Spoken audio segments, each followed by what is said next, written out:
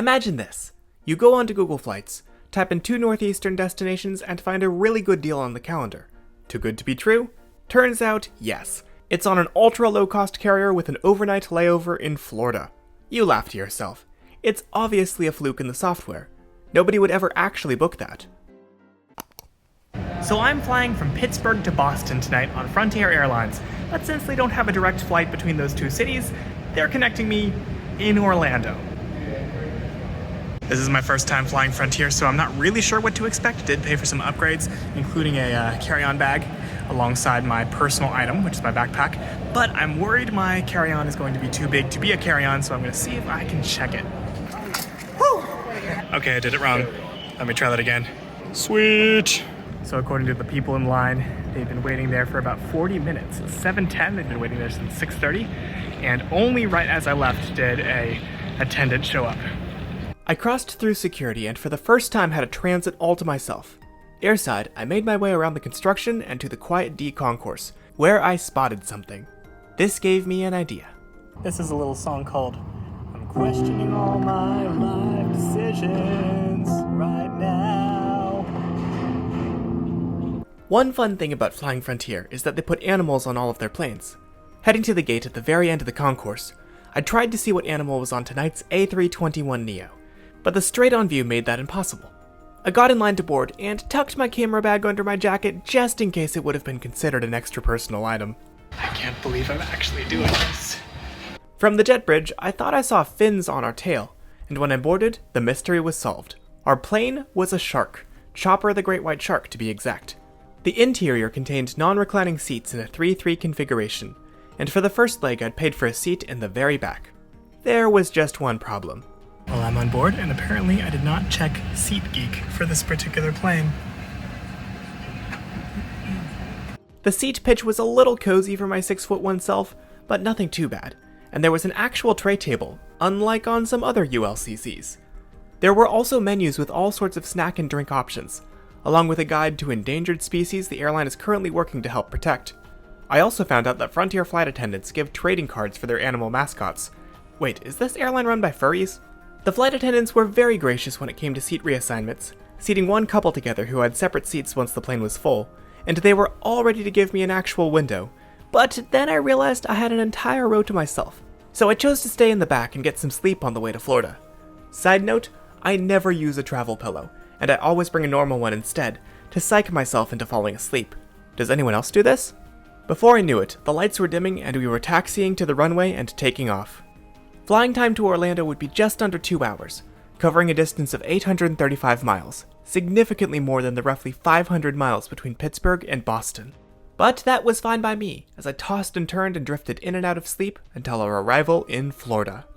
Alright, we have made it to Orlando. The terminal is quite bustling for this being after midnight.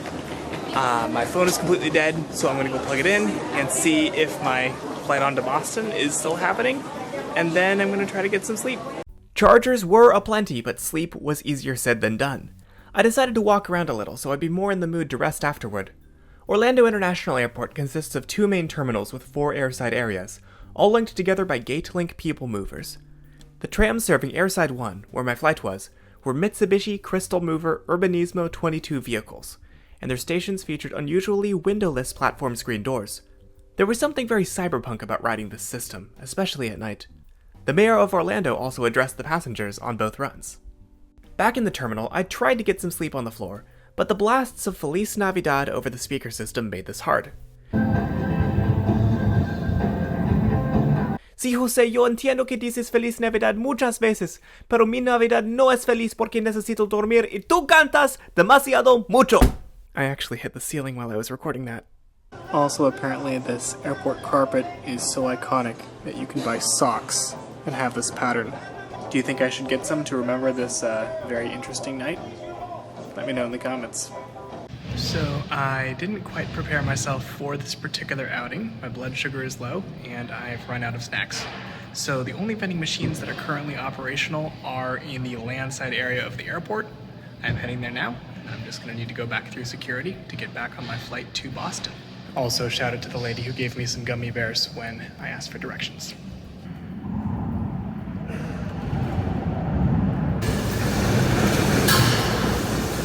Success. Once I'd carved up, I decided to explore the landside terminal. I don't think I've ever seen this many LCD screens in an airport before, but I really liked how they were creatively used. There were also prominent displays for the Brightline station, and some departure boards even had outbound trains, which I thought was cool. Let me know if you think I should come back and ride Brightline sometime. A multi-story hotel occupied the center of the landside area with a striking lobby. Here's a shot for my elevator foamers out there. Security to get back airside was a bit of a nightmare, with the line stalling several times and wait times going up as I waited, pushing closer and closer to my flight's boarding time. I'm not 100% sure that I'm going to make it, and I am starting to look at alternate flights. Surprisingly, it's only $57 raw fare on Spirit Airlines to fly to Boston in a couple hours. The screening staff were also kind of rude, as they insisted I should take my insulin pump through the body scanner, even though this has always set off alarms, and every other airport I've been to has allowed it to be hand scanned apart from me.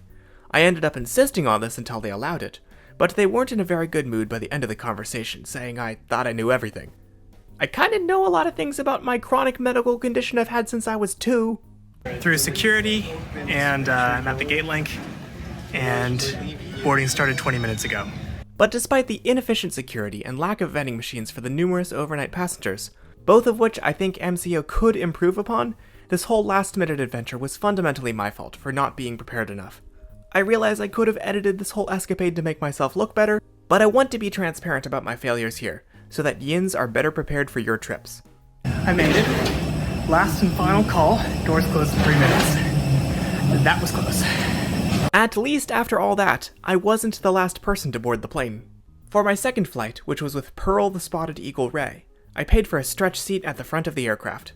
This was decently comfortable, though not quite on the same level as Spirit's big front seat. At least I once again had a private row. Soon we were pushing back and taxiing around MCO. This acronym stands for McCoy Air Force Base, which was transformed into today's civilian airport after its shutdown in 1975. I also noticed a few pools, ponds, and lakes around the airport as we made our way out to the runway and took off, heading north.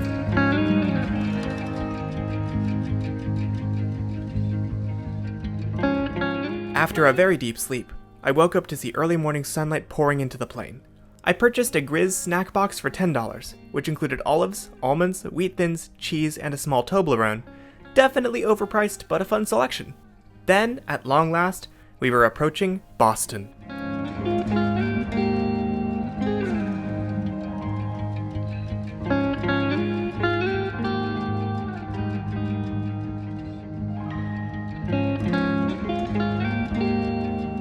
It goes without saying that I wouldn't recommend this flight to anyone, even to save a little money. It's just a result of computer algorithms spitting out flight results that make no sense in the real world, but are technically possible, combined with Florida's popularity and affordability as a leisure destination. My base fare on Frontier was $55, while the cheapest full-service flight I could find on the same day was $127 on American Airlines. But my bag cost an additional $53, while it would be free on American. Paying to avoid a middle seat cost $55 between a $20 seat going down and a $35 seat going back. American often flies this route with regional jets, which don't have middle seats to begin with. In total, I spent $165 flying Frontier, more than the $127 fare on American. But that said, the American Airlines flight stopped in Charlotte and left Pittsburgh at 5 in the morning. The cheapest direct flight was on JetBlue, but with all the same services I got on Frontier, they would have charged me $265, a full $100 more than Frontier. These numbers reflect travel just before the holidays, and probably don't hold up the rest of the year, but I thought they were interesting. Before I knew it, I was touching down in Boston, having traveled 1,900 miles over the past night. What a world we live in. While I'm probably never going to do this again, I was grateful for the chance to fly a new airline, and overall, I really liked Frontier. The flights were on time, the amenities were a little pricey but good, the crews were friendly, and the animals and trading cards were a plus.